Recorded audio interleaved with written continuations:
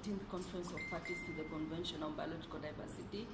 I think it's almost my 13th or 12th Conference of Parties that I've attended continuously. And so far the meeting has been going pretty well. We had the African Ministerial Conference, AMCEN for Africa. The main theme was restoration, ecosystem restoration.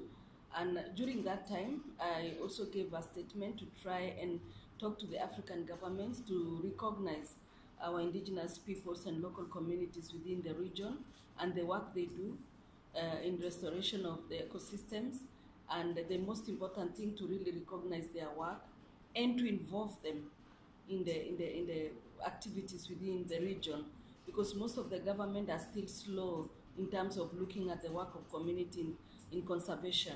Not only in ecotourism or in tourism, they have to look at it holistically and make sure that they're involved and respect them for the work that they do.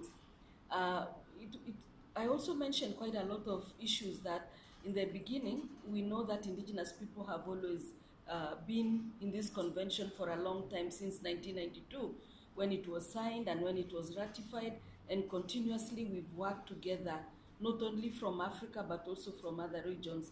We came up with a forum that would help us to really be able to give our issues to the parties to the convention.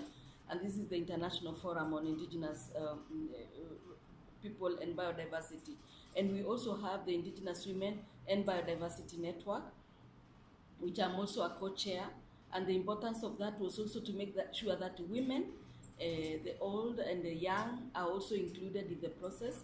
And the good thing with the convention is that it recognizes the role women play. And I reminded parties, as far as 2002, when we had the World Summit on Sustainable Development, there was a key message that was given, that the vital role played by indigenous people in sustainable development, that still exists. We still play a vital role at the community level, where we all came from. We came from down there, and we must make sure that we really recognize the work done by our communities. If governments, parties do not involve communities in the work of conservation, we'll never succeed.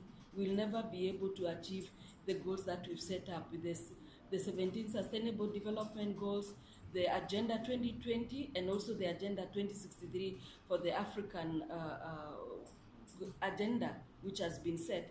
We must make sure that those communities are not left behind. Right now in Africa, we know that there are quite a big number of young people, both in school, in colleges, universities, and others hanging around jobless. All those should be involved from the word go, so that they can be also able to restore our ecosystems and to be able to conserve our biodiversity.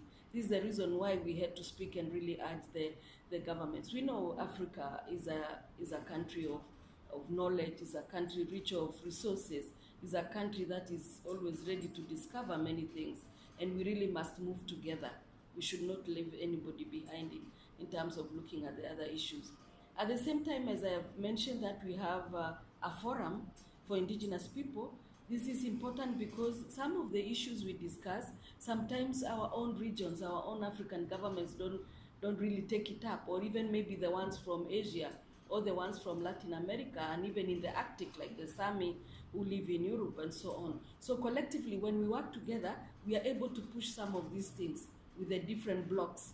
We know that Africa has many countries, 54, are they 54, even more than that, and they work together here as a region and not as an individual. Continue recognizing our role.